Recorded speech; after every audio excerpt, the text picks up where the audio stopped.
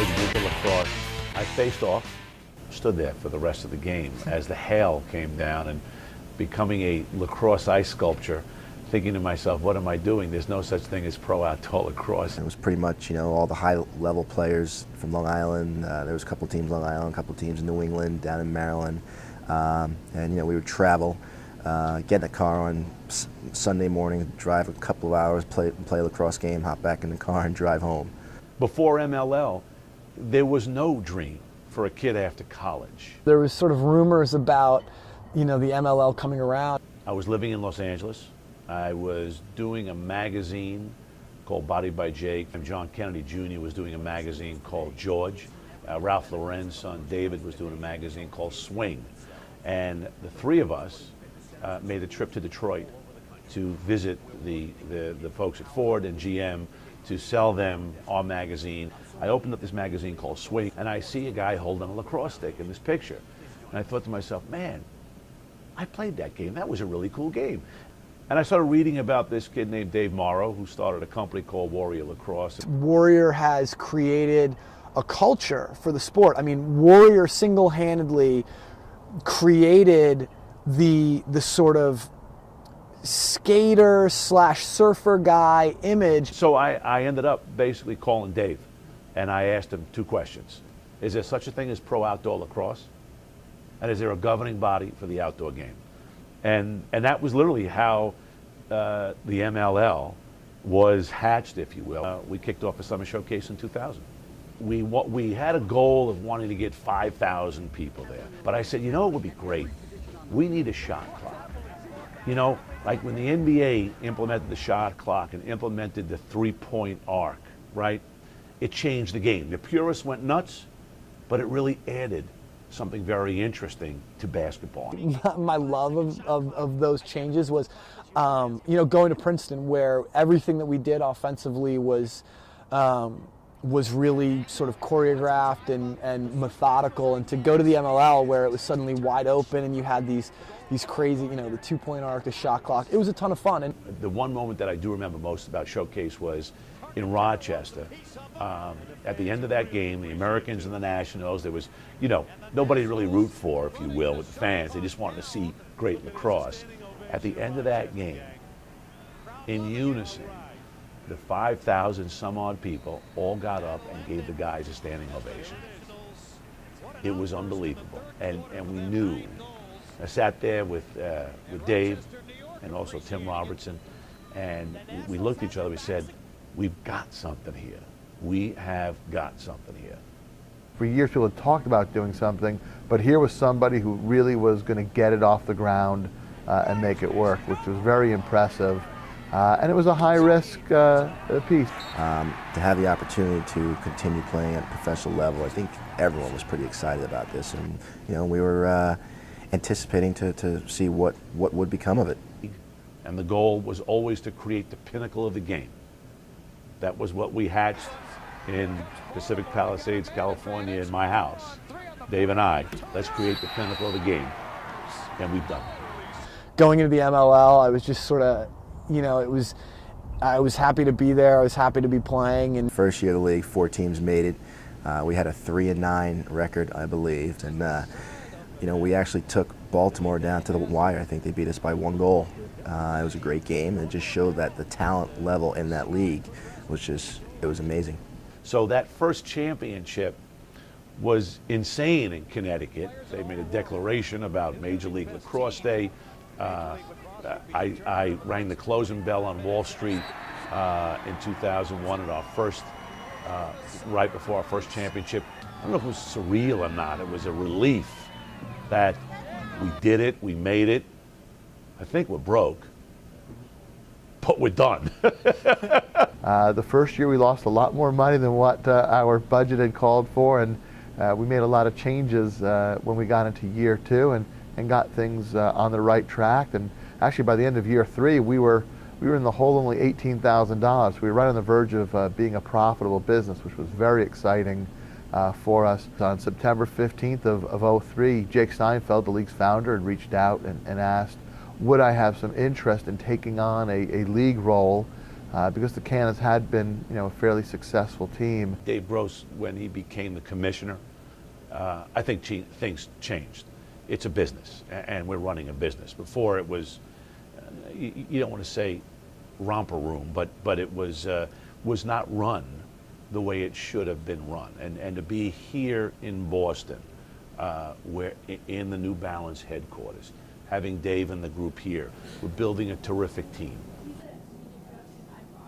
Well, we were out of money. That was the biggest challenge. There were a couple things we did fairly quickly to make some changes that the fans would notice. The first was we got out of baseball stadiums.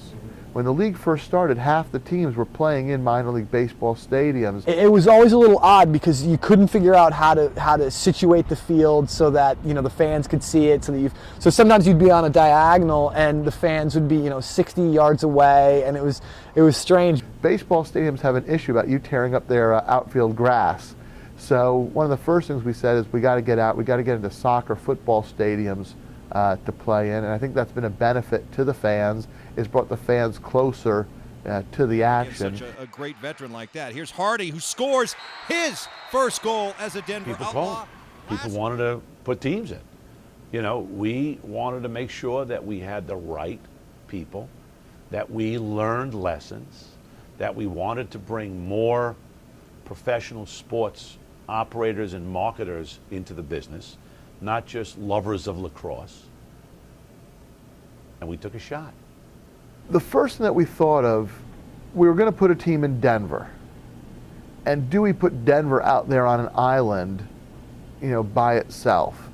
And we figured from a travel standpoint, that probably isn't going to work, just having every team on the East Coast and then one team out west. It was great for the league. It obviously took some of the well-known Cannons players and shipped them off to some different teams. And every team was affected by it. So at the end of the day, it was the best thing for our league, and I think that's why we're all on board with it.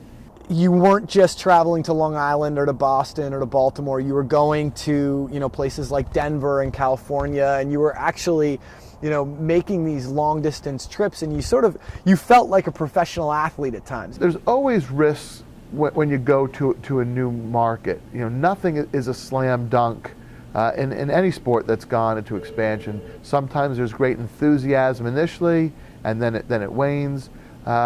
We felt though we had the right markets, we had the right ownership groups, and often when the results didn't equal their expectations, teams started looking, maybe me or my group can't continue to do this as long as we had wanted to. We did get a short-term boost from the expansion, but over time things didn't pan out exactly as we had wanted to. No one knew what was going to happen with the economy, with the recession. Thousands of businesses and thousands of everything collapsed. We're still alive. So you roll the dice, you take chances. I wouldn't say it's a concern, but it's definitely something you look at and you hope it's not going to be the end of your league. Did we expect we'd lose as many as quickly as we did? No. Going to Chicago last year was really hard, and it's we had some guys from LA who'd been in the championship the year before, and they were suddenly in Chicago, and it's a team that had a difficult time sort of creating a winning identity, and last year was a struggle. As we took a big talent pool and we concentrated it, and we had to once again make tough decisions in training camp. We have a lot more going on in TV and in the digital landscape. We're back here in 2010 with every game is going to be televised. When a kid sees something on television, they want to emulate that, whatever the play it is. Today is Paul Rabel. Who knows what it's going to be like 5 years from now? Getting ESPN involved and having ESPN say, this is a sport that we're serious about investing in. I mean, look what they did for the X Games. I mean, the X Games is suddenly huge, and snowboarding's in the Olympics, and a lot of that has to do with the fact that ESPN was like, this is a cool sport, let's make it a cool national sport. You see the sport of lacrosse is just booming all over the country. You have more people who are getting interested in our league and our sport and seeing what the opportunities are. No league has ever just taken off overnight. And the NFL has folded 32 teams in their existence. Well, the first Super Bowl was half filled. Major League Baseball, all those guys in the early days had second jobs. The NBA, as strong a league as that is, after 10 years, was averaging 4,000 fans a game. Well, we're a little over that mark at this point, heading into our 10th year. Where it took the NBA till the mid-'80s to average 10,000 fans a game. It's about the journey. And I'm sure who's ever watching this right now has heard this 1,000 times, but it truly is about the journey. Every other business I've launched, I could talk about a lot of things, but this particularly, these last 10 years have been just an amazing adventure in success and failure and success and failure. And I always believe that success is failure turned into.